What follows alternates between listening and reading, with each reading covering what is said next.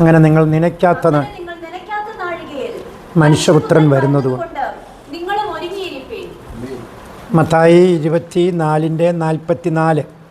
അങ്ങനെ നിങ്ങൾ നനയ്ക്കാത്ത നാഴികയിൽ മനുഷ്യപുത്രൻ വരുന്നതുകൊണ്ട് നിങ്ങളും വായിച്ചാൾ. റെഡിയാണോ?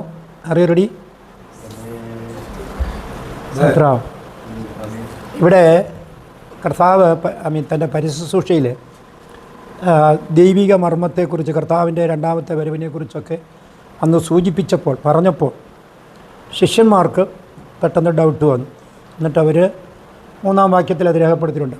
ഒലിവുമലയിൽ ഇരിക്കുമ്പോൾ, അവൻ തനിച്ച് ഒലിവുമലയിൽ ഇരിക്കുമ്പോൾ ശിഷ്യന്മാർ തനിച്ച് അവന്റെ അടുക്കൽ വന്നു.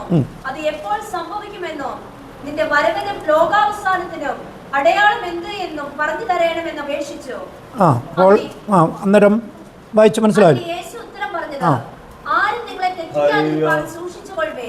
ഞാൻ ക്രിസ്തു എന്ന് പറഞ്ഞ അനേകർ എന്റെ പേരെടുത്തു വന്ന് പലരെയും തെറ്റിക്കും. നിങ്ങൾ യുദ്ധങ്ങളെയും യുദ്ധസ്ഥിതികളെയും കുറിച്ച് കേൾക്കും. ചഞ്ചലപ്പെടാതിരിക്കാൻ സൂക്ഷിച്ചുകൊള്ളേ. മതി. ഒരുപാട് കാര്യങ്ങളുണ്ട്. അപ്പോൾ ശിഷ്യന്മാരിങ്ങനെ ഇതിനെക്കുറിച്ചൊക്കെ പറഞ്ഞപ്പം കർത്താവ് തനിച്ചിരുന്നു ചോദിച്ചു, അതിൻ്റെ ഒരു ലക്ഷണമോ അടയാളമോ എന്തെങ്കിലും ഒന്ന് പറഞ്ഞു തരാമോ ഞങ്ങൾക്ക്, ഞങ്ങളെങ്ങനെ മനസ്സിലാക്കും എന്ന് ചോദിച്ചുടനെ കർത്താവ് പറഞ്ഞു, നിങ്ങളെ ആരും തെറ്റിക്കരുത്. 4-ാം വാക്യമാണ്.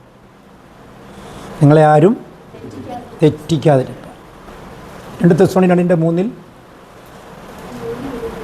ആരും ഏത് വിധേനയും നിങ്ങളെ ചതിക്കരുത്. 2 കൊരിന്ത്യർ 11-ാം അധ്യായത്തിൻ്റെ 2-ാം വാക്യത്തിൽ സർപ്പം ഉപായത്താൽ ചതിച്ചതുപോലെ നിങ്ങളുടെ മനസ്സ് ക്രിസ്തുവിനോടുള്ള നിർമ്മലതയും ഏകാഗ്രതയും വിട്ടു വഷളായി പോകുമോ എന്ന് ഞാൻ ഭയപ്പെടുന്നു.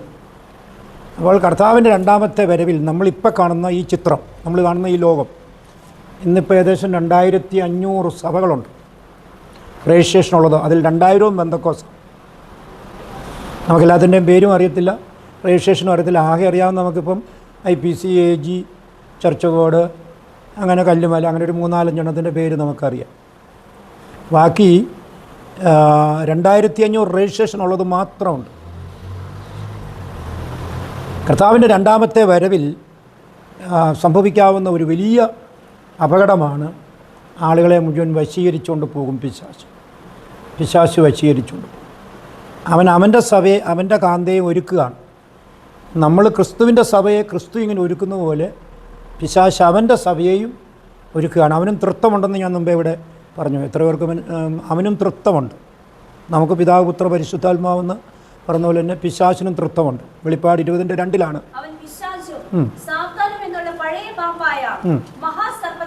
അവിടെ 3 പേരും കൊടുത്തിട്ടുണ്ട്. അവൻ്റെ കാന്തയാണ് വെളിപ്പാട് പുസ്തകവും 17-ാം അധ്യായത്തിൻ്റെ 5-ാം വാക്യത്തിൽ നമ്മൾ കാണുന്ന ആ സ്ത്രീ മർമ്മം മഗ്ദിയാൻ, ബാബിലോൺ, വേശ്യമാരുടെയും മ്ലേച്ഛതയുടെയും മാതാവ് എന്നൊരു പേര്. ആ സ്ത്രീ എതിർ ക്രിസ്തുവിൻ്റെ മണവാട്ടിയാണ്. ഇവിടെ നമ്മൾ ക്രിസ്തുവിന് മണവാട്ടിയായിട്ട് നമ്മളെ ഇങ്ങനെ ഒരുക്കുകയാണ്. അവൻ്റെ മണവാട്ടിയെ ഒരുക്കുകയാണ്. 2ആയിട്ട് ഡിവൈഡ് ചെയ്ത് പോവുകയാണ്. മനസ്സിലായി?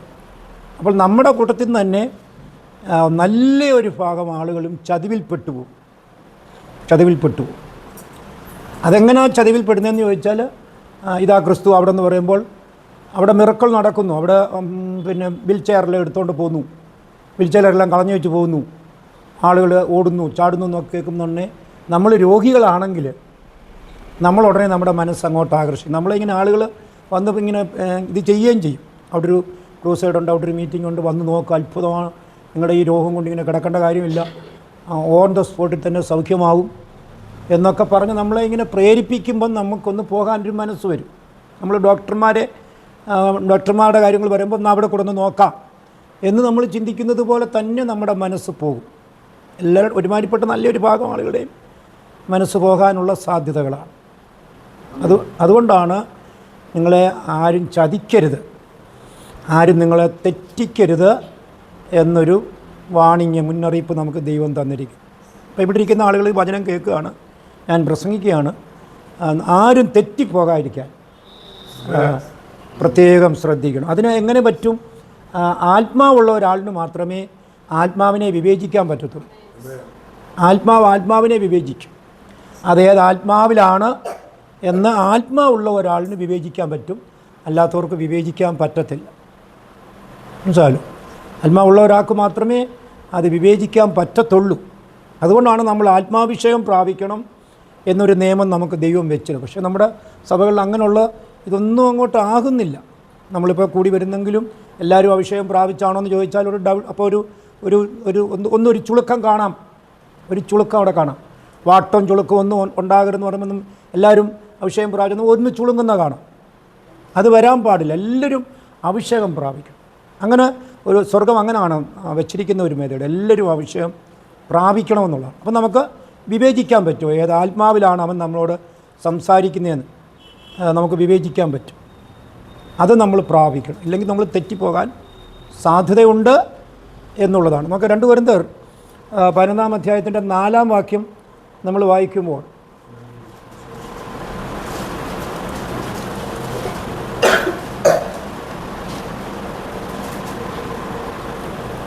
ഞങ്ങൾ പ്രസംഗിക്കാത്ത മറ്റൊരു യേശുവിനെ പ്രസംഗിക്കുകയോ നിങ്ങൾക്ക് ലഭിക്കാത്ത വേറൊരു ആത്മാവെങ്കിലും നിങ്ങൾ കൈക്കൊള്ളാത്ത വേറൊരു സുവിശേഷമെങ്കിലും ലഭിക്കുകയോ ചെയ്യുമ്പോൾ നിങ്ങൾ പൊറുക്കുന്നത് ആശ്ചര്യം. നിങ്ങൾ പൊറുക്കുന്നത് ആശ്ചര്യം. നിങ്ങളങ്ങ് അതിനങ്ങ് വഴങ്ങിക്കൊടുക്കുന്നതും അതങ്ങ് കേട്ടിട്ട് അങ്ങനാണല്ലോ എന്നൊക്കെ ചിന്തിക്കുന്നത് ഞങ്ങൾ കാണുമ്പോൾ ഞങ്ങൾക്കത് ആശ്ചര്യമാണ്.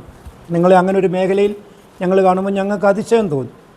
അവിടെ പറഞ്ഞു നോക്കിയിട്ട് ഞങ്ങൾ പ്രസംഗിക്കാത്ത മറ്റൊരു യേശു എന്ന് പറഞ്ഞാൽ നിങ്ങൾ എങ്ങനെയാണ്? അപ്പോൾ 2 യേശു ഉണ്ടോ എന്നൊരു ചോദ്യമാണ്. 2 യേശു ഉണ്ടോ? ഇപ്പോൾ 2 യേശു ഉണ്ട്. ലോട്ടറിക്ക് വേണ്ടി പ്രാർത്ഥിക്കുന്ന യേശുണ്ട്, വിസായിക്ക് പ്രാർത്ഥിക്കുന്ന യേശുണ്ട്, വസ്തു വിൽക്കാൻ പ്രാർത്ഥിക്കുന്ന യേശുണ്ട്, രോഗസൗഖ്യമാക്കാൻ പ്രാർത്ഥിക്കുന്ന യേശുണ്ട്. മനസ്സിലായല്ലോ? അപ്പം ഇന്ന് നമ്മൾ വേറൊരു ആത്മാവ് അവിടെ എടുത്ത് പറയും. വേറൊരു ആത്മാവ് എന്ന് പറഞ്ഞാൽ ഇന്നത്തെ നമ്മുടെ വർഷിപ്പ് എന്ന് പറയുന്ന ഒരു കാര്യം നിലവിൽ വന്നത് അങ്ങനെയാണ്.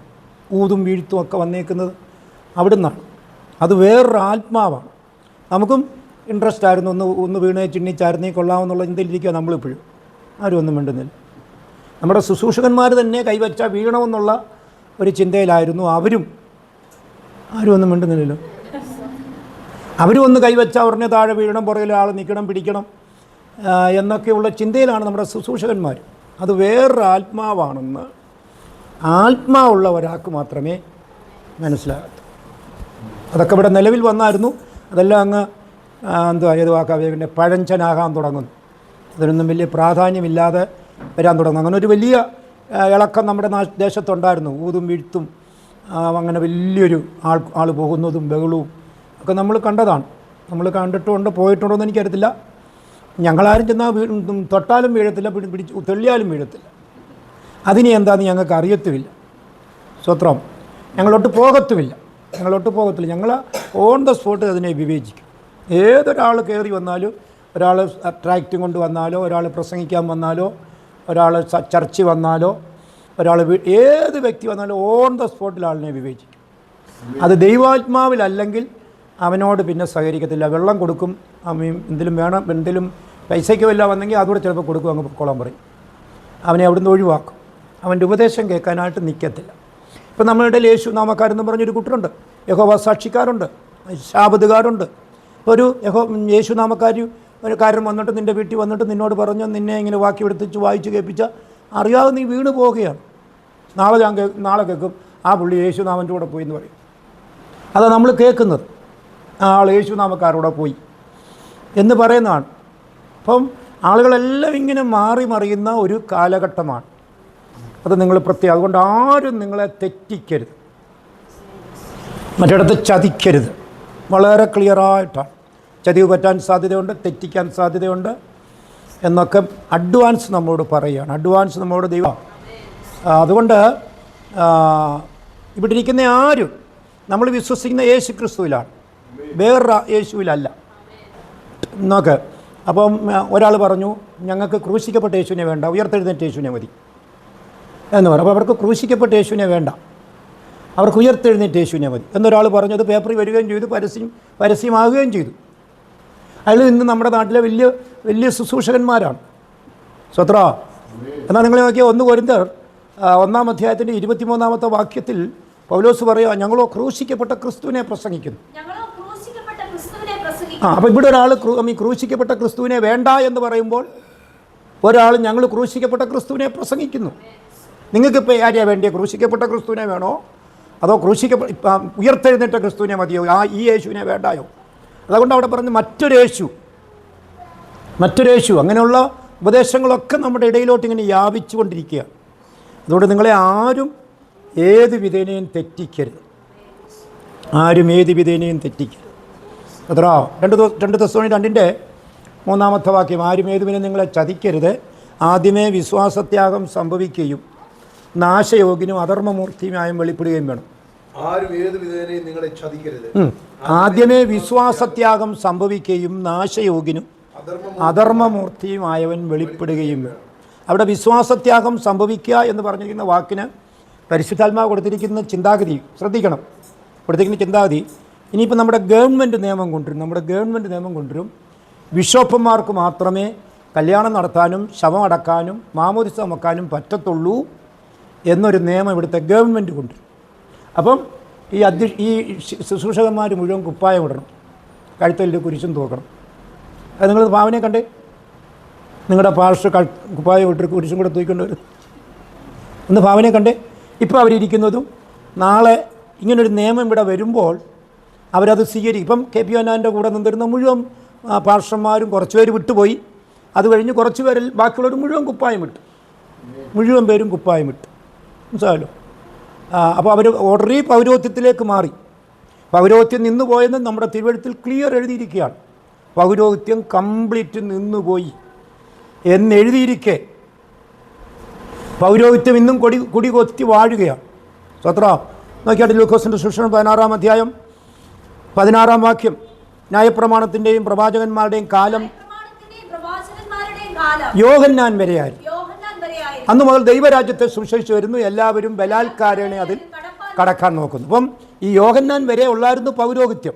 അവൻ്റെ അപ്പൻ സക്കരിയാവ് മഹാപുരോഹിതനായിരുന്നു. ലൂക്കോസിൻ്റെ 1-ാം അധ്യായം 10-ാം വാക്യം നിങ്ങൾ വായിച്ചു നോക്കണം, 8 മുതലുള്ള വാക്യങ്ങൾ വായിച്ചു നോക്കണം. ഈ യോഹന്നാൻ സ്നാപകൻ്റെ അപ്പൻ സക്കരിയാവാണ്, മഹാപുരോഹിതനാണ്. ആമീൻ. പക്ഷേ തൻ്റെ മകൻ യോഹന്നാൻ പൗരോഹിത്യ വസ്ത്രം ധരിച്ചില്ല. പൗരോഹിത്യ വസ്ത്രം ധരിച്ചില്ല. അപ്പൻ ഏത് വസ്ത്രം ധരിച്ചു? മഹാപുരോഹിതൻ്റെ വസ്ത്രം ധരിച്ചു. മകൻ എന്തോ ധരിച്ചു? ഒട്ടമകൻ്റെ ഉടുപ്പും തോൽ വെട്ടിക്കിളിയുന്നു. അത് ആഹാരമാണ്, ധരിച്ചതാ ചോദിച്ചത്. അമ്മയും ഒട്ടമകൻ്റെ ഉടവും തോൽവാറും. മത്തായി 3:4 നോക്കിയാട്ടെ പറയാം. മത്തായി 3:4.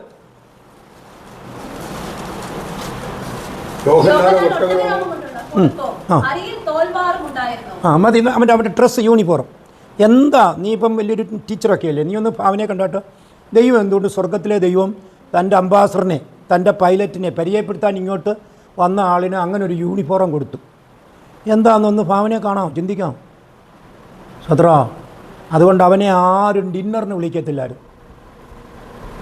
ഈ ഒറ്റ യൂണിഫോമത്തിൻ്റെ കാര്യം കൊണ്ട് അവനെ ആരും, രാജാക്കന്മാരോ ആരും ഡിന്നറിന് വിളിക്കത്തില്ലായിരുന്നു. അതുകൊണ്ട് ആരുടെ മുഖത്ത് നോക്കി അവന് പറയാമായിരുന്നു സർപ്പസന്തതി എന്ന് പറയാമായിരുന്നു. ഞാനിപ്പോൾ ഫുഡും കഴിച്ചു സർപ്പസന്ധി എന്ന് പറഞ്ഞു പോകാൻ പറ്റുമോ? ഞങ്ങളെല്ലാം യൂണിഫോം ധരിക്കും. ഈ യൂണിഫോം ആയതുകൊണ്ടാണ് ഞങ്ങളെ എല്ലാ ഡിന്നറിനും വിളിക്കുന്നത്. കണ്ടോ? യേശുവിനെ പരിചയപ്പെടുത്താൻ വന്ന ആളിന് കൊടുത്ത ദൈവം കൊടുത്ത സ്വർഗം കൊടുത്ത യൂണിഫോം അതാണ്. എന്താ കാര്യം? ആരും അവനെ ഡിന്നറിന് വിളിക്കരുത്. സത്ര അവൻ്റെ പൗരുഷമായ വാക്കുകൾ, സർപ്പസന്തതികളെ എന്നുള്ള വാക്കുകൾ, അതുപോലെ തന്നെ അവൻ്റെ മുഴുവൻ മെസ്സേജ് നിങ്ങൾ ശ്രദ്ധിക്കുക. അത് വിളിച്ചു പറയണമെങ്കിൽ അങ്ങനെ ഒരാളിനെ പറ്റത്തുള്ളൂ. സത്ര അപ്പം ആരും ഏത് വിധേന നിങ്ങളെ ചതിക്കരുത് എന്ന് പറഞ്ഞപ്പോൾ ഇനി ഇവിടെ വിശ്വാസത്യാഗം സംഭവിക്കാൻ പോവുകയാണ്. എന്താണ്? ഇവിടുത്തെ ഗവൺമെൻറ് കൊണ്ടിരുന്ന നിയമം എല്ലാവരും ബിഷപ്പായെങ്കിൽ മാത്രമേ ശുശ്രൂഷ ചെയ്യാൻ പറ്റത്തുള്ളൂ, അല്ലെങ്കിൽ സ്നാനപ്പെടുത്താനോ മരണം അടക്കാനോ കല്യാണം നടത്താനോ ഒക്കെ പറ്റത്തുള്ളൂ. അപ്പോൾ ഇവിടുത്തെ എല്ലാ നേതാക്കന്മാരും കുപ്പായ വിടും, കുരിശും കഴുത്തേ കൊടുത്തു. അതിനാദ്യമേ വിശ്വാസത്യാഗം സംഭവിക്കണം. അപ്പോൾ ഇന്ന് വരെ നമ്മുടെ മനസ്സിൽ കിടന്ന ചിന്തകൾ മുഴുവൻ മാറുകയാണ്. അപ്പോൾ ഒരു ബിഷപ്പ് മറ്റൊരു ബിഷപ്പിനെ അഭിഷേകം ചെയ്തെങ്കിലേ അവന് ബിഷപ്പ് ആകാൻ പറ്റത്തുള്ളൂ. ചുമ്മാ അങ്ങ് ബിഷപ്പ് തയ്യക്കാരനെ കൊണ്ട് ഉടുപ്പ് ഇത് കഴിച്ചേച്ചെങ്കിടാനൊക്കത്തില്ല. അതാണ് ലോകത്തിൽ വരാൻ പോകുന്നത്. അന്ന് ഇത് സംഭവിക്കുന്നതിന് മുമ്പ് സഭ വിടുന്ന് എടുക്കപ്പെടണമെന്നാണ് ദൈവത്തിൻ്റെ പ്ലാൻ. ഇത് ഈ നമ്മളെ ആ ഒരു പീഡനത്തിൽ കൂടെ കടത്തി വിടാതെ വിടുന്ന ഒഴിവാക്കണമെന്നാണ് ദൈവം ചിന്തിക്കുന്നത്. പക്ഷേ നടക്കുമോയെന്ന് അറിയത്തില്ല. കാരണം നമ്മളിങ്ങനെ ലോകത്തിലേക്ക് ഇറങ്ങി പോവുക. ലോകവും മോഹവും പാഷനും മറ്റേതും മറിച്ചേതും നമ്മുടെ ശ്രദ്ധ മുഴുവൻ ഇപ്പോൾ ലോകത്തിലേക്കാണ്. അതുകൊണ്ടാണ് ദൈവത്തിന് നോക്കിയാൽ 1 യോഹന്നാൻ 2:16, 15ഉം 16ഉം വാക്യം. ലോകത്തെയും ലോകത്തിലുള്ളതിനെയും സ്നേഹിക്കരുത്. ഒരുവൻ ലോകത്തെ സ്നേഹിക്കുന്നുവെങ്കിൽ അവനിൽ പിതാവിന്റെ സ്നേഹമില്ല. ജഡമോഹം, കൺമോഹം, ജീവനത്തിന്റെ പ്രതാപം, ഇങ്ങനെ ലോകത്തിലുള്ളതെല്ലാം പിതാവിൽ നിന്നല്ല, ലോകത്തിൽ നിന്നത്രേ ആകുന്നു. ലോകവും അതിന്റെ മോഹവും ഒഴിഞ്ഞു പോകുന്നു. ദൈവേഷ്ടം ചെയ്യുന്നവനോ എന്നേക്കും ഇരിക്കുന്നു. ഇപ്പം വായിച്ച നമ്മൾ നോക്കിയിട്ട് നമ്മളിപ്പം ലോകത്തിലേക്ക് ഇറങ്ങി പോവാണ്. നമ്മൾ മുഴുവൻ പ്രസംഗിക്കുന്നവർ മുഴുവൻ ലോകത്തിലേക്ക് ഇറങ്ങി പോവുകയാണ്. ലോകവും അതിൻ്റെ മോഹവും. പണ്ടത്തെ അപ്പച്ചന്മാരുടെ പിതാക്കന്മാരുടെ ആത്മാവും ആ ഒരു ശൈലിയും ആ രീതിയും ഒന്നുമല്ല. ഇപ്പോൾ ഇവർ ലേറ്റസ്റ്റ് കുഞ്ഞുങ്ങളല്ല, ഇവരിപ്പം വളർന്നു വരുമ്പോൾ ഇന്നത്തെ ലോകമാണ് കാണുന്നത്. അപ്പോൾ അവർ അതിനനുസരിച്ച് പോകാനുള്ള ഒരു ചിന്തയാണ് അവരുടെ. അതുകൊണ്ട് ബാക്കിയുള്ളവരും അങ്ങോട്ടങ്ങ് ഒഴുകിപ്പോവും. ശുദ്ധീകരണം നടക്കത്തില്ല. ദൈവത്തിന് എടുത്തുകൊണ്ട് പോകാൻ പറ്റാത്തതിൻ്റെ കുഴപ്പം അതാണ്. ഇവിടെ നനയ്ക്കാത്ത നാഴിയിൽ മനുഷ്യപുത്രൻ വരുമെന്ന് പറയുമ്പോൾ നമ്മളിൽ നല്ല ഭാഗം ആളുകളും കാണത്തില്ല. അവിടെ നിങ്ങൾ നോക്കിയിട്ട് മത്തായി 24:40 അന്ന് രണ്ടുപേർ വയലിലിരിക്കും, ഒരുത്തനെ കൈക്കൊള്ളും, മറ്റവനെ ഉപേക്ഷിക്കും. രണ്ടുപേർ ഒരു തിരികല്ലിൽ പൊടിച്ചുകൊണ്ടിരിക്കും, ഒരുത്തിയെ കൈക്കൊള്ളും, മറ്റവനെ ഉപേക്ഷിക്കും. ഇത് അതിനകത്ത് തന്നെ മത്തായി 24 തന്നെ പറഞ്ഞേക്കുന്ന കാര്യങ്ങളാണ്. ഇനിയും മത്തായി 25:3 നിങ്ങൾ വരുമ്പോൾ മണവാളിനെ എതിരേക്കാൻ പുറപ്പെട്ട 10 പേരിൽ 5 പേര് എണ്ണ എടുത്തില്ല. 5 പേര് എണ്ണ എടുത്തു. വിളക്കെടുത്തപ്പോൾ അവർ എണ്ണയും കൂടെ എടുത്തു. ആരും പറഞ്ഞു കൊടുക്കേണ്ട കാര്യമില്ല. വിളക്കെടുക്കുമ്പോൾ എണ്ണ എടുക്കും. കാളവണ്ടിയുള്ളവർക്ക് അറിയാമായിരുന്നു. കാളവണ്ടിയുള്ളവർക്ക് അറിയാം. പണ്ട് കാളവണ്ടിയുടെ കീഴിൽ ഒരു റാന്തവിളക്ക് കെട്ടിത്തൂക്കും. അപ്പോൾ അത് തുടച്ച് വൃത്തിയാക്കി നിറച്ച് എണ്ണ ഒഴിച്ചിട്ടാണ് കെട്ടിത്തൂക്കുന്നത്. പിന്നെ ഒരു കുപ്പിക്കകത്ത് ഒരു കുപ്പി എണ്ണ കൂടെ കെട്ടിത്തൂക്കി ഇട്ടേക്കും. അതിങ്ങനെ എങ്ങും മുട്ടത്തില്ല, കിടന്നിങ്ങനെ ആടത്തേ ഉള്ളൂ, എങ്ങും ചെന്ന് തട്ടത്തില്ല. അപ്പോൾ ഒരു കുപ്പി എണ്ണയും കൂടെ കാണും. മനസ്സിലായല്ലോ? ഈ റാന്തവിളക്കിലെ എണ്ണ ഈ പറഞ്ഞ പ്ലേസിൽ പോയിച്ചിട്ട് റിട്ടേൺ തിരിച്ചു വരാനുള്ള എണ്ണ അതിനകത്തുണ്ട്. ഇപ്പം ഞങ്ങൾ ഇലക്ട്രിക്കിൻ്റെ വണ്ടി എടുക്കുന്നുണ്ടെങ്കിൽ ഒരു സ്ഥലത്ത് വരെ പോയിച്ചിട്ട് റിട്ടേൺ തിരിച്ചു വരാൻ കഴിയുന്ന അതനുസരിച്ച് ഞങ്ങൾ പോകത്തുള്ളൂ. അല്ലെങ്കിൽ പിന്നെ വഴിയിൽ നിന്ന് തന്നെ ചാർജ് ചെയ്യേണ്ടി വരും. അപ്പം എന്ന് പറയുന്ന പോലെ വിളക്കെടുത്തപ്പോൾ എണ്ണ എടുക്കണമായിരുന്നു. അതവരെടുത്തില്ല. 5 പേര് ബുദ്ധി കെട്ടവരായിപ്പോയി. മറ്റൊരു ഭാഗത്ത് ലൂക്കോസ് 17:34 നോക്കിയാട്ടോ.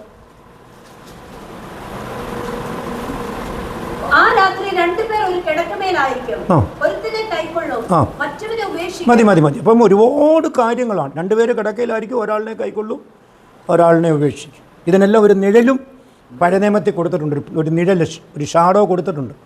2 പേര് കിടക്കയിലായിരിക്കും, ഒരുത്തിനെ എടുക്കും, ഒരുത്തിനെ ഉപേക്ഷിക്കുന്ന നിഴൽ ഏശാവും യാക്കോവും, ടിൻഷാരും. ഹലോ, ദൈവം ആരെ എടുത്തു? യാക്കോവിനെ എടുത്തു, ഏശാവിനെ ദോഷിച്ചു. മലാക്കി 1:2 നോക്കിയാട്ടോ. മലാക്കി 1:2.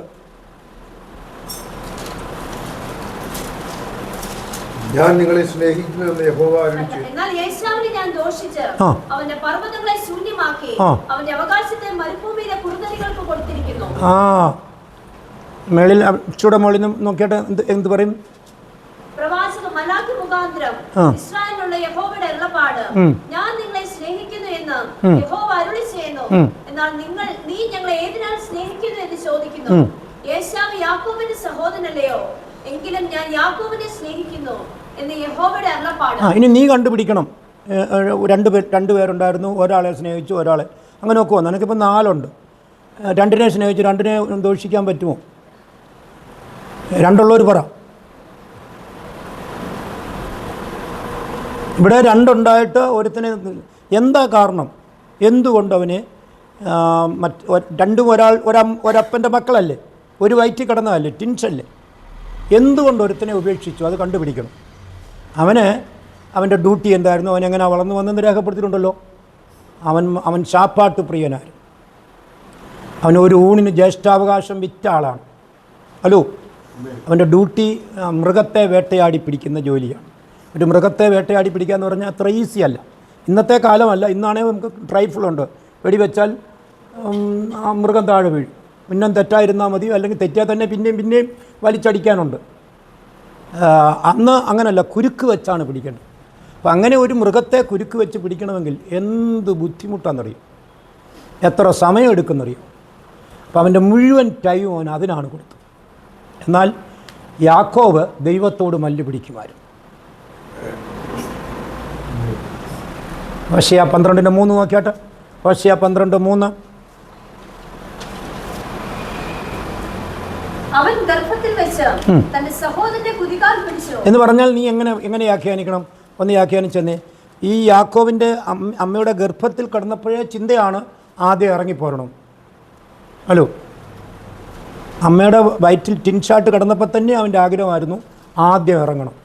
ഏശാവ് ആദ്യം പോരുമെന്ന് കണ്ടപ്പോൾ മറ്റവും കാലെ പിടിച്ചു. കണ്ടോ, മുമ്പനാകാനുള്ള കൊതി അമ്മയുടെ ഗർഭം. നമ്മളാണെങ്കിൽ എവിടെയെങ്കിലും വന്നിരുന്ന് വെച്ച് പോവുക, അവൻ ആദ്യം പോകുമോ വാങ്ങിക്കുമോ?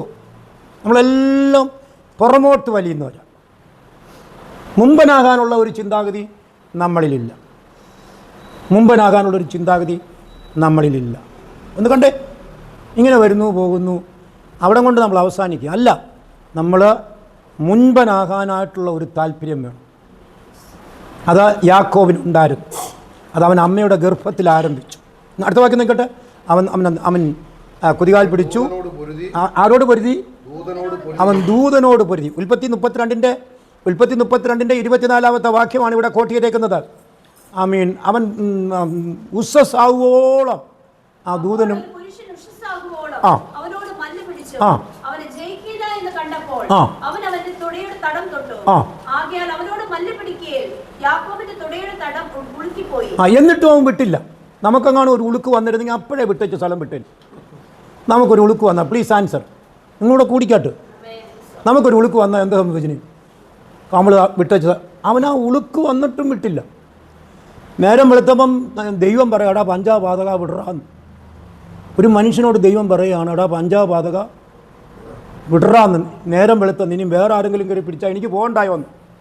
ഹലോ, അവിടെ എഴുതിയിരിക്കുന്നത് 9.5 മണിക്കൂർ പിടിച്ചെന്നാണ്. 9.5 മണിക്കൂർ പിടിച്ചെന്നാണ് വേദപണ്ഡിതന്മാരുടെ അഭിപ്രായം. നമ്മൾ വായിക്കേ, 1/2 മണിക്കൂർ പിടിക്കാമെങ്കിൽ.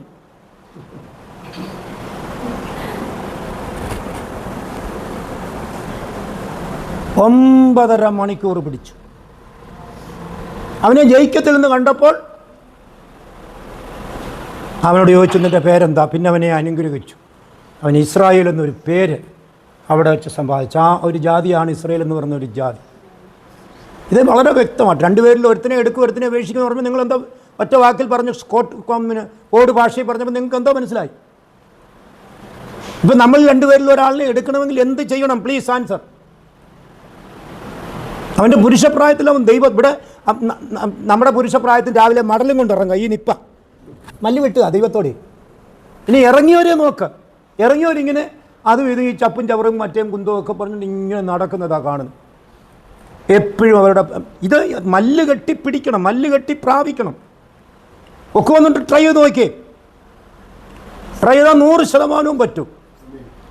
100%. ഞാൻ ഇവിടെ രാവിലെ ഉച്ച മുമ്പ് സംസാരിച്ച മോനോട് പറഞ്ഞു, എൻ്റെ എല്ലാം പൈസ ഇല്ലാതെ വന്നാൽ തമ്പുരാൻ ആകെപ്പാടെ പിന്നെ തന്നേച്ചേ ഇരിക്കത്തുള്ളൂ. കാരണം ഈ വഴക്ക് അങ്ങോട്ട് ചെല്ലുമല്ലേ, ബഹളം ഉണ്ടാക്കുന്നതിന് മുമ്പ് തന്നേച്ചേ ഇരിക്കത്തുള്ളൂ. ഞാൻ എന്തോ ചോദിച്ചാലും തന്നേച്ചല്ലാതെ മുകളിലിരിക്കത്തില്ല. അതെനിക്ക് നല്ല ഉറപ്പാണ്. ഞാൻ ഭക്ഷണം ചോദിച്ചാൽ ആ ഓൺ ദ സ്പോട്ടിൽ എനിക്ക് ഭക്ഷണം തരും. പൈസ ചോദിച്ചാൽ പൈസ തരും. ഞാൻ എന്തോ ചോദിച്ചാലും അതുപോലെ തരും. അതെന്താണെന്ന് ചോദിച്ചാൽ ഞാൻ വഴക്കുണ്ടാക്കുമെന്ന് അറിയാം. നമുക്കാണേ ഒരു കുഴപ്പമില്ല, നമ്മൾ വന്നിരുന്നോളുക പൊക്കോളുക. നിങ്ങൾ മല്ല് കെട്ടുവോ പിടിക്കുവോ വാങ്ങിക്കുവോ? അവിടെ രണ്ടുപേരിൽ ഒരാളിനെ ദൈവം സ്നേഹിച്ചു, മറ്റവനെ ദൂഷിച്ചു. മനസ്സിലായോ? അങ്ങനെ അവൻ മല്ല് കെട്ടി ജയിച്ചത് ഒരുത്തൻ. മറ്റവൻ 40 പ്ലീസ് യേശാവ് 40 വയസ്സുള്ളപ്പോൾ ജാതിയിൽ നിന്നൊരു പെണ്ണിനെ കല്യാണം കഴിച്ച് സ്ഥലം വിട്ടു. ജാതിയിൽ നിന്ന് പെണ്ണെടുക്കരുതെന്ന് നിയമം ഇരിക്കെ 40 വയസ്സുള്ളപ്പോൾ ജാതിയിൽ നിന്നൊരു പെണ്ണിനെ കല്യാണം ആൾ സ്ഥലം വിട്ടു. മറ്റവൻ 85 വരെ, യാക്കോബ് 85 വയസ്സ് വരെ വെയിറ്റ് ചെയ്തു ചർച്ച എന്നൊരു പെണ്ണിനെ കല്യാണം കഴിക്കാൻ. പിന്നെ നിങ്ങൾ ആ ചരിത്രം നോക്കാം, അവൻ എങ്ങനെയാണ് കല്യാണം കഴിച്ച്. ആദ്യം ഒരു കളിപ്പ് പറ്റാൻ കാരണമെന്ന് നിങ്ങൾക്കറിയാം. അപ്പനെ കളിപ്പിച്ചായിരുന്നു, ആ കളിപ്പ് ഇവിടെയും പറ്റി. ഹലോ, നേരം വെളുത്ത് രാത്രിയിലാണ് യഹൂദൻ്റെ കല്യാണം. അത് ഞാൻ നാളെ പറഞ്ഞില്ലേ, രാത്രിയിലുള്ള കല്യാണം. മൂടുപടം വിട്ടുവാ വന്നിരിക്കത്തുള്ളൂ. മൂടുപടം ഒന്നും മാറ്റി നോക്കാൻ പറ്റത്തില്ല. മൂടുപടം വിട്ടേ വന്നിരിക്കത്തുള്ളൂ. കല്യാണം കഴിഞ്ഞ് രാവിലെ ബെഡ് കോഫി കൊണ്ട് വന്നപ്പോഴാണ് കോങ്കണ്ണിയാന്ന് മനസ്സിലായി. ഹലോ, അവൻ സ്നേഹിച്ച റാഹേലാണെന്ന് വിചാരിച്ചാൽ പുള്ളി ഇരുന്ന് പറ്റിയ കളിപ്പിതാ. പിന്നെ റാഹേലിന് വേണ്ടി പിന്നെ അവന് 7 വർഷം കൂടെ അവിടെ സേവനം ചെയ്യേണ്ടി വന്നു. അവന് ജ്യേഷ്ഠനെ കളിപ്പിച്ച് അപ്പനെ തപ്പി നോക്കിച്ചതിൻ്റെ ഒരു ശിക്ഷയാണ്. എന്നിട്ടവൻ ദൈവത്തോട് മല്ല് പിടിച്ച് ജയിച്ചു. ഈ ഒരു തിയറിയാണ്, ഈ ഒരു മെത്തേഡാണ് എനിക്കും നിങ്ങൾക്കും വെച്ചത്. ഇപ്പം ഞാൻ നിങ്ങളുടെ മുമ്പിൽ ഞാൻ നിൽക്കുമ്പോൾ നിങ്ങളൊന്ന് ശ്രദ്ധിച്ച് നോക്കിയേ. സ്കൂളിൽ പഠിച്ചിട്ടില്ല, എഴുതാൻ അറിയത്തില്ല, വായിക്കാൻ അറിയത്തില്ല, കോളേജിൽ പഠിച്ചിട്ടില്ല. പക്ഷെ ഞാനിത് മുഴുവൻ തട്ടിപ്പറിച്ച് വാങ്ങിച്ചു. ഇത് മുഴുവൻ തട്ടിപ്പറിച്ച്. ഇന്നത്തെ ഇവിടുത്തെ ഏത് ഡോക്ടറെ എടുത്തിട്ട് പുള്ളി എന്നോട് സംസാരിച്ചാൽ, അവനും ഞാനും കൂടെ സംസാരിച്ചാലും അവൻ എന്നെ ജയിക്കത്തില്ലെന്ന് എനിക്ക് നല്ല ഉറപ്പുണ്ട്. ഇനി ഏത് മൂലഭാഷയോ ഏത് ഗ്രീക്ക് ഭാഷയോ എബ്രയ ഭാഷയോ ഏതവൻ കൊണ്ടുവന്നാലും അവൻ അതിൻ്റെ മുകളിൽ അതിനെ ഓവർടേക്ക് ചെയ്യുന്ന, അതിനെ അതിജീവിക്കുന്ന ഒരു കാര്യം പറയാനുള്ള ഉടനെ തന്നെ മുകളിൽ നിന്നൊരു ഓർഡർ വരും. സത്രം ഒടം തന്നെ മുകളിൽ നിന്നൊരു ഓർഡർ ദൈവം മനസ്സിലോട്ട് ഇങ്ങനെ തരും. സത്രം അതൊക്കെ നമ്മൾ ദൈവത്തിൽ നിന്ന് പ്രാപിക്കണമെന്ന് പറയുന്നതിൻ്റെ ഒരു അർത്ഥം ഇതാണ്. നിങ്ങൾക്കും കിട്ടിയേക്കുന്ന നിങ്ങൾ കുഞ്ഞുങ്ങൾ, നിങ്ങളെ ഒന്നും കുറ്റം പറഞ്ഞിട്ട് കാര്യമില്ല. കാരണം ഇതെല്ലാം കൂടി പണ്ടപ്പരപ്പെല്ലാം കൂടെ വലിച്ചുകൊണ്ട് രാവിലെ മുതൽ ഓടി, അതിനിടയ്ക്ക് പിന്നെ ഇതുകൂടെ പ്രാപിക്കാമെന്നൊക്കെ ഞങ്ങൾ വന്ന് പറഞ്ഞു വെച്ച് ഞങ്ങൾക്ക് സുഖമായിട്ട് 8 മണിയാകുമ്പോൾ എനിക്ക് പോകാം. നിങ്ങളുടെ പാട് നിങ്ങൾക്കേ അറിയത്തുള്ളൂ. പക്ഷേ എന്നാലും ഒരു രഹസ്യ പ്രാർത്ഥന നിങ്ങൾക്കുണ്ടായിരിക്കും. ഇല്ലേ നിങ്ങൾ ഇതിനെ ജയിക്കത്തില്ല. അതുകൊണ്ടാണ് ആഴത്തിൽ വീട് പണിത. എങ്ങനെ ആഴത്തിൽ ഇങ്ങനെ അതങ്ങനെ ബുദ്ധിയുള്ളവൻ എങ്ങനെ വീട് പണിതു? പാറമേൽ വീട് പണിതു, ഉറപ്പിടത്തുനിന്ന് പണിതു. അതുകൊണ്ടാണ് അത് കാറ്റടിച്ചപ്പോൾ വീഴാതിരുന്നത്. എങ്ങനെ നമുക്ക് നിൽക്കാം? 2 പേര് വീട് പണിയാനായിട്ട് ലോൺ ചോദിച്ചു. വീട് പണിയാൻ ലോൺ ചോദിച്ചു. 2 പേർക്കും ലോൺ അനുവദിച്ചു വീട് പണിയാൻ. 2 പേരും ലോൺ കിട്ടി. 2 പേരും കൂടെ പണിയാൻ തുടങ്ങി. ഒരുത്തൻ ബാനമൊക്കെ എടുത്ത് വീട് പണിതു, മറ്റൊന്നും വാനും. 2 അടുത്തടുത്താണ്. 2 പേരുടെ അടുത്തടുത്താണ് വീട്, പണിയാണ്. ഒരുത്തൻ ബെൽറ്റ് വാർപ്പും കഴിഞ്ഞ് മേപ്പോട്ട് വാർക്കുന്ന ഭാഗത്തെത്തി കഴിഞ്ഞപ്പോഴത്തേക്ക് മറ്റവൻ കയറി താമസിക്കാൻ വിളിച്ചു. ഹലോ, ഒരുത്തൻ ബെൽറ്റ് വാർപ്പ് കഴിഞ്ഞ് മുകളത്തെ തട്ടടിച്ചുകൊണ്ടിരിക്കുമ്പം, വാർപ്പിനുള്ള തട്ടടിച്ചുകൊണ്ടിരുന്നപ്പം മറ്റേ പുള്ളി കയറി എഡ്യൂക്കേഷന് വിളിച്ചു. ഇയാൾ ചെന്നപ്പോൾ അടിപൊളി ഒരു വീട്, മിറ്റവും പെയിൻറ്റും ഒക്കെ കണ്ടാൽ എന്താ പറയാനോ, അന്തം വിട്ടുപോയി. എടാ, ഇത് ഞാനും അവനും കൂടെ ഒന്നിച്ച് ലോൺ എടുത്താൽ 2 പേർക്കും ലോൺ അനുവദിച്ച് കിട്ടിയതാണ്. എൻ്റെ ഇപ്പോഴും വാർക്കാൻ പോലും പറ്റിയിട്ടില്ല. ഇത് വേണ്ട ഒന്നാന്തരം വീട് അവന് തീർത്തത് എന്തോ പറ്റിയെന്നൊക്കെ ചിന്തിച്ച് പുള്ളി ഭാരപ്പെട്ട് തിരിച്ചു പോയി. 2 ആഴ്ച കഴിഞ്ഞപ്പോൾ ഒരു കാറ്റടിച്ച് ഇത് പുളുക്കോന്ന് താഴെ പോയി. ഹലോ, ഇത് പുളുക്കോന്ന് താഴെ പോയി. അപ്പം ഏഷ്യാനെറ്റുകാരും കൈരളിക്കാരും ടി വിക്കാരെല്ലാം കൂടെ വന്ന് ഈ വീണതൊക്കെ എടുത്ത് വീഡിയോയിൽ ഇങ്ങനെ പിടിച്ചുടനെ അങ്ങേപ്പുറത്തെ വീട് പിന്നെയും പണി നടക്കുക. അപ്പോൾ അവരോട് ചോദിച്ചു, നിങ്ങളുടെ വീടെന്താ വീഴാഞ്ഞേ? ഇത് വേണ്ട വീണ് പോയിട്ട് നിങ്ങളുടെ വീടെന്താ വീടെന്ന് പറഞ്ഞു. അത് നിങ്ങളുടെ വീഡിയോയിൽ പിടിക്കാൻ പറ്റാത്തൊരു ഭാഗം ഇതിന് താപ്പോട്ടുണ്ട്. നിങ്ങളുടെ വീഡിയോയിൽ അത് കിട്ടത്തില്ല. അപ്പോൾ ഈ ക്രിസ്ത്യ ജീവിതം എന്ന് പറയുന്നത് ഒരു രഹസ്യ പ്രാർത്ഥനയാണ്. നമ്മുടെ പല ആളുകൾക്കും ഇല്ലാത്ത ഒരു സ്വഭാവമാണ്. പ്രാർത്ഥിക്കുന്നു, വരുന്നു, പോകുന്നു എന്നൊക്കെ ഉള്ളത് സത്യമാണ്. അങ്ങനെയാണെങ്കിൽ വീഴാതെ സൂക്ഷിക്കാൻ അവിടെ വെച്ചാണ് കാര്യങ്ങളൊക്കെ സംസാരിക്കുന്നത്. അവിടെ വെച്ചാണ് കാര്യങ്ങളൊക്കെ. പണ്ട് 10 മണി കഴിഞ്ഞ് മൊബൈൽ വിളിച്ചാൽ ചാർജ് കുറവാന്ന് പറഞ്ഞ് കേട്ടിട്ടുണ്ട്. ഇപ്പോൾ അതൊന്നുമില്ല, ആ സിസ്റ്റം ഒന്നുമില്ല. അപ്പോൾ 10 മണി കഴിഞ്ഞ് അവിടെ ഇസ്രായേലിൻ്റെ പരിപാലനം മയങ്ങുന്നില്ല, ഉറങ്ങുന്നില്ല. 24 മണിക്കൂർ ഉണർന്നിരിക്കുക, ഏത് സമയത്തും കയറിച്ചൽ. ഞാൻ വേഗം വരട്ടെ. ഇവിടെ ഇവന് മല്ല് പിടിച്ച് ജയിച്ചു. അത് ഒന്ന് ഏശാവും യാക്കോവുമാണെന്ന് ഞാൻ പറഞ്ഞാൽ മനസ്സിലായോ? ഈ 2 പേര് കിടക്കയിലായിരിക്കും, ഒരുത്തിനെ എടുക്കും, ഒരുത്തിനെ വീഴ്ചയ്ക്ക് പറഞ്ഞു. ഒന്ന് ഏശാവും, മറ്റേത് കായിനും ഹാബേലുമാണ്. 2 പേര് വയലിലായിരിക്കും. എങ്ങനെ അറിയാം? എങ്ങനെ കായിനെ ആരുടെ യാഗത്തിൽ ദൈവം പ്രസാദിച്ചു? ഹാബേലിൻ്റെ യാഗത്തിൽ ദൈവം. കായിൻ്റെ യാഗത്തിൽ ദൈവം എന്താണെന്ന് നിങ്ങൾ സൺഡേ സ്കൂളിൽ പഠിപ്പിക്കുന്നത്? പിള്ളേരെ എങ്ങനെ പഠിപ്പിക്കുന്നത്? കായിൻ്റെ യാഗത്തിൽ ദൈവം പ്രസാദിച്ചില്ല, ഹാബേലിൻ്റെ യാഗത്തിൽ പ്രസാദിച്ചു. എന്താണ് നിങ്ങൾ പഠിപ്പിക്കുന്നത്? ഒരുത്തൻ കൃഷിക്കാരനായിരുന്നു, മറ്റോൻ ആട്ടിടയനായിരുന്നു. അവൻ ആട്ടുംകുട്ടിയിൽ നിന്ന് ഊനമില്ലാത്ത ഒന്നിനെ കൊണ്ടുവന്നു ദൈവത്തിന് യാഗം കഴിയുകൊണ്ട്. അതിനെ അർത്ഥം അവിടെ കിടന്ന് പെട്ടയ്ക്കുന്നു, വേഗം നലയ്ക്കുന്നു, ചെവിയിട്ടടിക്കുന്നു, ചോര ചീറ്റുന്നു, ബഹളം. കായിൻ്റെ ചേന അവിടെ ഇരിപ്പുണ്ട് ഇങ്ങനെ സഭായോഗത്തിൻ്റെ പുറകിൽ. ആരും മിണ്ടിയില്ല. കായിൻ്റെ ചേനയെ സഭായോഗത്തിൻ്റെ പുറകിൽ വന്നിങ്ങനെ കസറയിരിക്കുന്നത് കണ്ടുണ്ട്. യാഗമെന്ന് പറയുന്നത് ഈ പറഞ്ഞ ജീവനുള്ള യാഗമാണ്. ന്യായമായിട്ട് കായിൻ എന്ത് ചെയ്യണമായിരുന്നു? ചേന കൊണ്ടുവന്ന് കോന്നിച്ചന്തയെ വിറ്റിട്ട് അല്ലെ പത്തനംതിട്ട വിറ്റിട്ട് ആട്ടുംകുട്ടിയെ വാങ്ങിച്ചുകൊണ്ട് വരണമായിരുന്നു. അവനെന്തോ ചെയ്തു? അത് തള്ളി. സെയിം തെള്ളാണ് നമ്മുടെ ആളുകളുടെയും തെള്ള്. യാഗത്തിൻ്റെ നിയമം ജീവനുള്ളതിനെ യാഗം കഴിക്കണമെന്ന് നിയമമാണ്. അവൻ്റെ അപ്പനും അങ്ങനെ യാഗം കഴിച്ച് കണ്ടു. അങ്ങനെയാണെങ്കിൽ അവൻ ചേന കൊണ്ടുവന്ന് വിറ്റേച്ച് ആട്ടുംകുട്ടിയെ വാങ്ങിച്ചുകൊണ്ട് വരണമായിരുന്നു. അതുകൊണ്ടൊന്ന് കൃഷി സാധനം കൊണ്ടൊന്ന് തള്ളരുതാൻ. ഈ സെയിം തിയറിയാണ് ദൈവം നമുക്കും വെച്ചേക്കുന്നത്. നമ്മുടെ ഇന്നത്തെ അനേക യാഗത്തിലും സെയിം ഇത് തന്നെയാണ് ഞങ്ങൾ കണ്ടുവരുന്നത്. നിങ്ങളുടെ സഭായോഗമൊന്നും ഞാൻ കണ്ടിട്ടില്ല. നീ എപ്പോഴെങ്കിലും കാണാൻ കർത്താവ് ദിവസം തരുമ്പം ഞാൻ ചേനയൊക്കെ ഒന്ന് നോക്കി കണ്ടുപിടിച്ചോളാം. സ്വത്രം സ്വത്രം. യാഗത്തിൻ്റെ നിയമം ഈ ശരീരം കൊണ്ട് ദൈവത്തെ ആരാധിക്കണം എന്നുള്ളത് ദൈവം വെച്ചേക്കുന്ന നിയമം. റോമലേഖനം 12-ാം അധ്യായം 1-ാം വാക്യമാണ്, നിങ്ങൾ ബുദ്ധിയുള്ള ആരാധനയായി നിങ്ങളുടെ ശരീരങ്ങളെ ജീവനും വിശുദ്ധിയും ദൈവത്തിന് പ്രസാദമുള്ള ശരീരം. പഴയ നിയമത്തിലൊരു മൃഗത്തെ ചാമ്പലാക്കുന്നതിന് തുല്യമാണ് നമ്മളെ AC കകത്ത് കൊണ്ട് വെച്ചേക്കുന്നത്. പഴയ നിയമത്തിലൊരു മൃഗത്തെ വിറവ് കീറി അതേ കറുത്ത് കഷ്ണമാക്കി വെച്ച് കത്തിച്ച് ചാമ്പലാക്കുന്നത് ക്രൂശിൽ നിവർത്തിച്ചേച്ചാൽ നമ്മളെ AC കകത്ത് കൊണ്ട് വെച്ചേക്കുന്നത്. അവിടെ ചുമ്മാ ഇരുന്നിട്ട് പോകരുത്.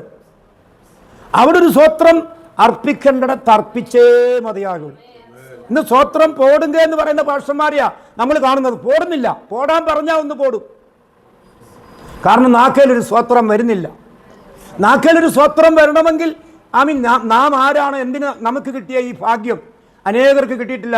ഇപ്പം ഇവിടെ നമ്മൾ ഇത്രയും പേരേ ഉള്ളൂ. ഇതിൻ്റെ പരിസരത്തുള്ളവർക്ക് ആർക്കും ഈ മർമ്മം വെളിപ്പെട്ടില്ല. ഉണ്ടെങ്കിൽ അവരെ ചാടി വരണ്ടേ? ഓടി വരത്തില്ലായിരുന്നോ? ഇവിടെ ഇങ്ങനെ ഒരു പാട്ട് കേട്ടപ്പോൾ അവർ ഓടി വരണ്ടായിരുന്നോ? അല്ലെങ്കിൽ അറിയാമായിരുന്നെങ്കിലും അവർ വരണ്ടേ? അവർക്ക് ഈ ഭാഗ്യം ലഭിച്ചില്ല, നമുക്ക് ഈ ഭാഗ്യം ലഭിച്ചു. അതുകൊണ്ട് നമ്മൾ ഉഴപ്പിക്കളയരുത്, എങ്ങനെങ്കിലും ഒപ്പിച്ചു പോകാൻ ശ്രമിക്കരുത്. ആ യാഗവസ്തു ചാമ്പലാകണം, അതതിൻ്റെ നിയമമാണ്. മടങ്ങില്ല. മറ്റേത് രൂത്തും ഓർപ്പയാണ്. തിരുകല്ലി പിടിച്ചുകൊണ്ടിരുന്ന ആരൊക്കെയാണ്? രൂത്തും ഓർപ്പി. എന്താണ് ആ കഥ? രൂത്തും ഓർപ്പയുടെയും കഥ എന്താണ്? സ്റ്റോറി എന്താണ്? രൂത്ത് എന്നൊരു പുസ്തകം ഉണ്ടല്ലോ. എന്താണ് ആ കഥ? പ്ലീസ്. അവർ മോവാബുകാരായിരുന്നു. ഈ നമോമിയും എലിമലേക്കും അവിടെ ചെന്ന് അപ്പത്തിന് ക്ഷാമം വന്നപ്പോൾ അവിടെ പോയതാണ്. അവിടെ ചെന്ന് അവിടുന്ന് 2 പിള്ളേരെ എടുത്തു. ജാതിയിൽ നിന്ന് പെണ്ണെടുക്കരുതെന്ന് നിയമമിരിക്കെ അവിടുന്ന് 2 പെൺപിള്ളേരെ എടുത്തിട്ട് കുറച്ച് കഴിഞ്ഞപ്പം ഈ ആൺപിള്ളേർ 2 മരിച്ചുപോയി. അമ്മായപ്പനും മരിച്ചുപോയി. 3 വിധവന്മാർ മാത്രം ശേഷിച്ചു. അപ്പോൾ നമോമി ഇനി എനിക്ക് മക്കളുണ്ടായിട്ട് നിങ്ങൾക്ക് തരാൻ ഇനിയും പറ്റത്തില്ല. നിങ്ങൾ നിങ്ങളുടെ ദേവന്മാരുടെ അടുക്കിലേക്ക്, ആ വാക്യം എടുത്ത് വായിക്കണം, അപ്പോൾ അറിയാം. നിങ്ങൾ നിങ്ങളുടെ ദേവന്മാരുടെ അടുക്കൽ, നിങ്ങൾ നിങ്ങളുടെ വീട്ടിൽ പോകാനല്ല പറഞ്ഞേ, നിങ്ങൾ നിങ്ങളുടെ 2-ാം അധ്യായത്തിലാണ്, നിങ്ങൾ നിങ്ങളുടെ ദേവന്മാരുടെ അടുക്കിലേക്ക് പോവുക എന്ന് പറഞ്ഞ ഉടനെ ഒരുത്തി കെട്ടിപ്പിടിച്ച് ചുമ്മിച്ച്, ആ കെട്ടിപ്പിടിക്കുകയും ചുമ്മിക്കുകയും കരച്ചിലും കണ്ടാൽ ഓർപ്പയ്ക്കാണോ സ്നേഹം? ആ കെട്ടിപ്പിടിക്കുകയും ചുമ്മിക്കുകയൊക്കെ കണ്ടാൽ ഓർപ്പയ്ക്കാണോ സ്നേഹം? രൂത്തിനാണ്. അവളവിടെ വടി പോലെ നിൽപ്പുണ്ട്. ആര്? രൂത്ത് അവിടെ വടി പോലെ നിൽപ്പുണ്ട്. ഇവൾ കെട്ടിപ്പിടിച്ച് ചുമ്മിച്ച് കരയുകയാണ്. ആ ചുമ്മനവും കരച്ചിലും ഒക്കെ കണ്ടാൽ നമുക്ക് ആർക്കാ സ്നേഹം കൂടുതലും തോന്നിപ്പോവും? അതവൾ വിട്ടുപിരിയാനുള്ള, പോകാനുള്ള അങ്ങനൊരു ചാൻസ് കിട്ടില്ല എന്നുള്ള സന്തോഷം അവിടെ പ്രകടിപ്പിച്ചു. മറ്റോൾ പോയി കഴിഞ്ഞപ്പം അമ്മായിമ്മ ചോദിച്ചു, എന്താടി നിൽക്കുന്നേ, പോകുന്നില്ലയോ? ഉടനെ പറഞ്ഞു, നീ പോകുന്നിടത്ത് ഞാനും വരും. നിൻ്റെ ദൈവം എൻ്റെ ദൈവം, നിന്നെ എവിടെ അടക്കുന്നോ അവിടെ എന്നെയും അടക്കും. അതുകൊണ്ട് മത്തായി 1:5 നിങ്ങൾ വരുമ്പോൾ ഈ രൂത്തിൻ്റെ പേര് യേശുവിൻ്റെ വംശാവലി പറഞ്ഞപ്പോൾ അവിടെ എഴുതി ചേർക്കുവാൻ പരിശുദ്ധാത്മാവ് വിട്ടുകളഞ്ഞില്ല. എന്നാൽ നമോമിയുടെ പേര് അവിടെ വന്നില്ല. സോറി, ഓർപ്പയുടെ പേര് അവിടെ വന്നില്ല. സ്വത്രാ. എന്നാൽ അവൾ പറ്റി നിന്നതുകൊണ്ട് യേശുവിൻ്റെ വംശാവലിക്കകത്ത് രൂത്തിൻ്റെ പേരൂടെ വരാനിടയായി. മത്തായി 1:5 അത് രേഖപ്പെടുത്തിയിട്ടുണ്ട്. സ്വത്രാ. ഇതുപോലെയാണ് ദൈവം നമ്മുടെ പേരുമൊക്കെ നമ്മൾ പറ്റി നിന്നാൽ നമുക്ക് വേണേൽ കെട്ടിപ്പിടിച്ച് ചുമ്മിച്ചിട്ട് പോകാമായിരുന്നു. നമ്മൾ പോകാതിരുന്നത് കൊണ്ട് നമ്മുടെ പേരും അവിടെ എഴുതുവാൻ ദൈവത്തിന് ഇഷ്ടം തോന്നി. അപ്പോൾ മൂന്ന് കഥാപാത്രങ്ങളെ ഞാൻ നിങ്ങളുടെ മുമ്പിൽ അവതരിപ്പിച്ചു. ഒന്ന്, രണ്ടുപേര് കിടക്കയിലായിരിക്കും, ഒരുത്തിനെ എടുക്കും, ഒരുത്തിനെ വീക്ഷിക്കും. അത് യേശാവും യാക്കോവുമാണ്. മറ്റേത് കായീനും ഹാബേലുമാണ്. മറ്റേത് രൂത്തും ഓർപ്പയുമാണ്. ഒരു നിഴലാണ്, ഷാഡോയാണ്, അത് കിടക്കുകയാണ്. ഇനി പുതിയ നിയമത്തിൽ നമ്മളെ സംബന്ധിച്ചോളം യേശുക്രിസ്തുവിൻ്റെ രക്തത്താൽ വീണ്ടെടുക്കപ്പെട്ടവരാണ് നമ്മളും അതെ ഉഴപ്പന്മാരാകരുതെന്നാണ് ദൈവം നമ്മളെക്കുറിച്ച് ആഗ്രഹിച്ചത്. നമ്മൾ ബലാത്കാരം ചെയ്ത് കയറണം. ലൂക്കോസ് 16:16 നിങ്ങൾ എന്ത് വായിച്ചു? ന്യായപ്രമാണത്തിൻ്റെയും പ്രവാചകന്മാരുടെയും കാലം യോഹന്നാൻ വരെ ആയിരുന്നു. യോഹന്നാൻ അന്ന് മുതൽ ദൈവരാജ്യത്തെ എല്ലാവരും അവിടെ ബലാത്കാരമാണ്. ബലാത്കാരം എന്നുള്ള വാക്കിന് എന്ത് വ്യാഖ്യാനമാണ് കൊടുക്കേണ്ടത്? ഇപ്പോൾ ഇവിടെ ഈ ഡോർ എല്ലാവരെയും പുറത്തോട്ട് പിടിച്ചടക്കിച്ച് ഡോർ അടച്ചേച്ച് ഡോർ തുറന്നാൽ ആദ്യം ആരിടിച്ച് കയറുമെന്നൊന്ന് പറയാമോ? ഞാൻ നിങ്ങൾ കയറാൻ ആദ്യം കയറാൻ സമ്മതിക്കത്തില്ല. എത്ര ആരോഗ്യമുള്ള ഈ ഇരിക്കുന്ന പുള്ളികളാണെങ്കിലും ഞാൻ സമ്മതിക്കത്തില്ല. ഞാൻ ഇടിച്ചു കയറും. അതൊരു പ്ലീസ് ഹലോ അതൊരു യെസ്, ഈ ഒരു ചിന്താഗതി ആയിരിക്കണം. നമ്മൾ സ്വർഗത്തിൽ പോകാനിരിക്കുകയാണ്, എല്ലാവരും കയറി കഴിഞ്ഞിട്ട് ഒടുവിൽ പോകാനല്ല. എല്ലാവരും പോട്ട് ഞാനും പോകാം, അല്ലെ ഇനി കർത്താവ് വന്നാൽ പോകുമെന്ന് ചോദിച്ചാൽ വന്ന് വിളിക്കുകയാണെങ്കിൽ പോകാമെന്ന്.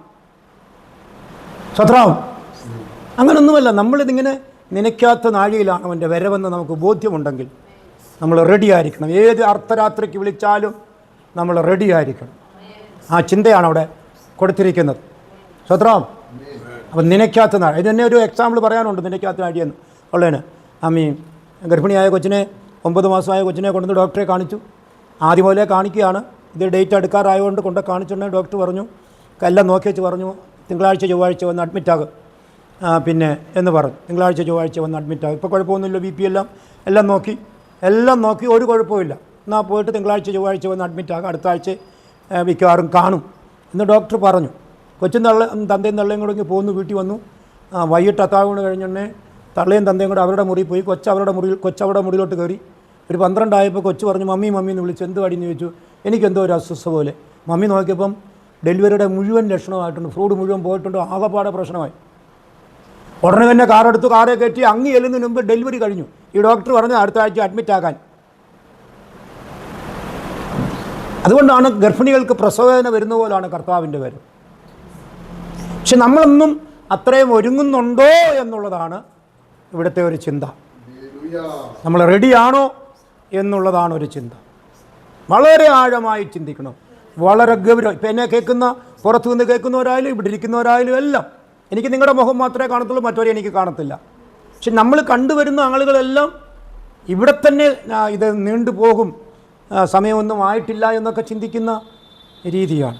മറ്റൊരു ചിന്ത ഇവിടെ പറഞ്ഞ് ഞാൻ എൻ്റെ വാക്ക് അവസാനിപ്പിക്കും. വെളിപ്പാട് ദിവസം 16:15 കള്ളനെ പോലെ വരുമെന്നാണ് എഴുതി.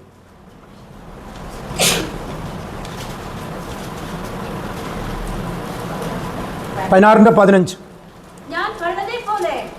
വരും, തൻ്റെ ലജ്ഞ കാണുമാറും.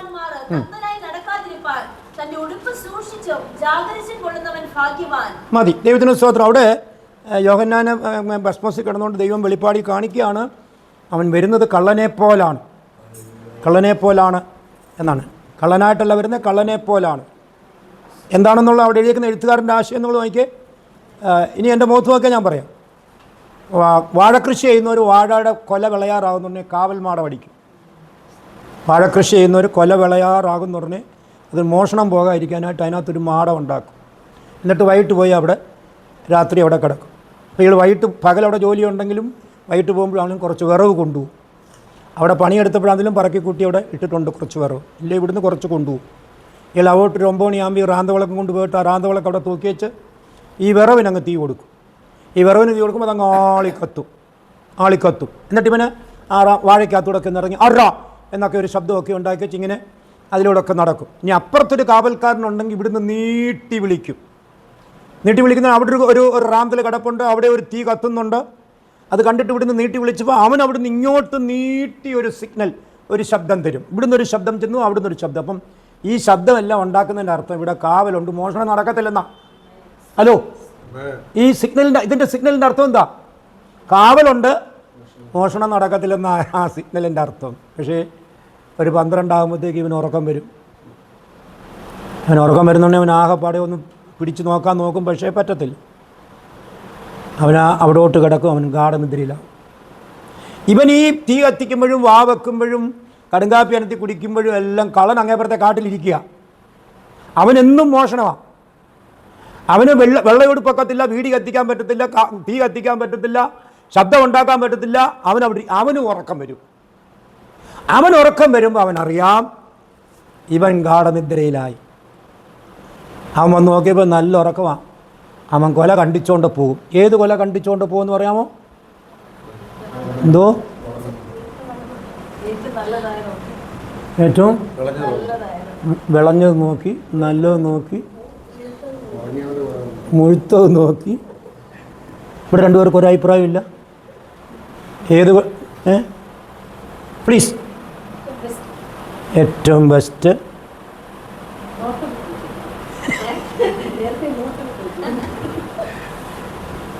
അവൻ ഉണരുന്നുണ്ടേ തലക്കൊല ഇന്ത്യ അല്ല കൊല ഇന്ത്യ, അത് പോയി. ബാക്കി കുറച്ച് പേട്ടുകൊല അവിടെ നിൽപ്പുണ്ട്. ഈ ചിത്രം അവിടെ കൊടുത്തേക്കുന്നു. അപ്പോൾ ഇവിടുത്തെ ഈ കൊട്ടും പാട്ടും ഈ ശബ്ദമെല്ലാം കുറച്ച് നേരത്തേക്കേ ഉള്ളെന്ന് ദൈവത്തിനറിയാം. കുറച്ച് കഴിയുമ്പോൾ ഇതെല്ലാം സൈലൻ്റ് ആവും. അന്നേരമാണ് അവൻ വരുന്നത്. അന്നേരം ഉണർന്നിരുന്നില്ലെങ്കിൽ അവൻ കൊലയും കൊണ്ടുപോകും. ഈ സെയിം തിയറിയാണ് വെച്ചത്.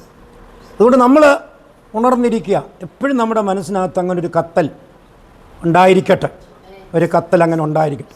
ആ കത്തലൊക്കെ ഉണ്ടെങ്കിൽ എങ്ങനെയാണ് തിരിച്ചറിയുന്നത് വെച്ചാൽ ഇപ്പം നമ്മൾ പാടിയ പാട്ട്, ഞാൻ ആ പാട്ട് ഇട്ടത് വാഴിഞ്ഞാനും രക്ഷിവൻ വേട്ടമല പീലിപ്പോസ്, ഒരക്ഷരം പഠിക്കാത്ത ഒരാൾ എഴുതിയ പാട്ടാണ് നമ്മൾ പാടി. വേട്ടമല പീലിപ്പോസ് എന്ന് പറഞ്ഞ ഒരാൾ എഴുതിയ പാട്ടാണ്. എന്ത് ജീവൻ ആ പാട്ടെന്നൊന്ന് ആലോചിച്ച് നോക്കി. ആ പാട്ടിനകത്ത് എന്ത് ജീവനുണ്ടെന്ന്. ഒരക്ഷരം പോലും പഠിക്കാത്ത ഒരാൾ അങ്ങനെ ഒരു പാട്ട്. പിന്നെ അതിൽ വേറെ ഒരു പാട്ട് കേട്ടിട്ടുണ്ട്. ആദ്യം പ്ലെയിൻ ഇങ്ങനെ നമ്മുടെ നാട്ടിൽ കൂടെ വന്നിട്ടുണ്ടെങ്കിൽ ഈ പ്ലെയിൻ്റെ ശബ്ദം കേട്ടപ്പോൾ പുള്ളി ചെറ്റയും പറിച്ചോണ്ട് പുറത്തിയാടിയിട്ട് പറഞ്ഞു, മാമി പിന്നെ എൻ്റെ പ്രിയൻ വന്നു എന്നും പറഞ്ഞൊരു പാട്ട് പാടി. അപ്പം അങ്ങനെയൊക്കെയുള്ള ഭക്തന്മാർ അന്നും ജീവിച്ചിരുന്നു, ഇന്നും എവിടൊക്കെയോ ഉണ്ട്. നമുക്ക് ഭക്തന്മാരെ കാണാൻ പ്രയാസമാണ്. പിന്നെ എല്ലാം ഭക്തിയുടെ വേഷമാണ് നമ്മളിന്ന് കാണുന്നതൊക്കെ. എല്ലാം ഭക്തിയുടെ വേഷങ്ങളാണ്. ഒന്നും വരാതിരിക്കാൻ നമ്മളെ തന്നെ സൂക്ഷിക്കാം. നിനയ്ക്കാത്ത നാഴിയിലാണ് മനുഷ്യപുത്രൻ വരുന്നതെങ്കിൽ എടുക്കപ്പെടുന്ന കൂട്ടത്തിൽ ഞാനും കാണണം, നിങ്ങളും കാണണം. അതിന് വിഘ്നം വരുന്ന ചതിവ് പറ്റരുത്, തെറ്റിക്കരുത്, ലോകത്തിലേക്ക് ഇറങ്ങിപ്പോകരുത്, ലോഹം അതിൻ്റെ മോഹമായി പോകരുത്, ജഡമോഹമായി പോകരുത്, കൺമോഹമായി പോകരുത്, ജീവനത്തിൻ്റെ പ്രതാപമൊന്നും ആയിപ്പോകരുത്. സ്വത്രം ജീവനത്തിൻ്റെ പ്രതാപമൊന്നും ആയിപ്പോകരുത്. വളരെ സിമ്പിളായിട്ടോ ഈ സത്യം മനസ്സിലാക്കിയ സത്യത്തിന് വേണ്ടി തങ്ങളാലാവോളം ഓടി അവസാനിക്കുവാൻ അങ്ങെത്തുവാൻ നമുക്ക് നമ്മളെ ദൈവകരങ്ങളിൽ ഏൽപ്പിക്കാം. ഈ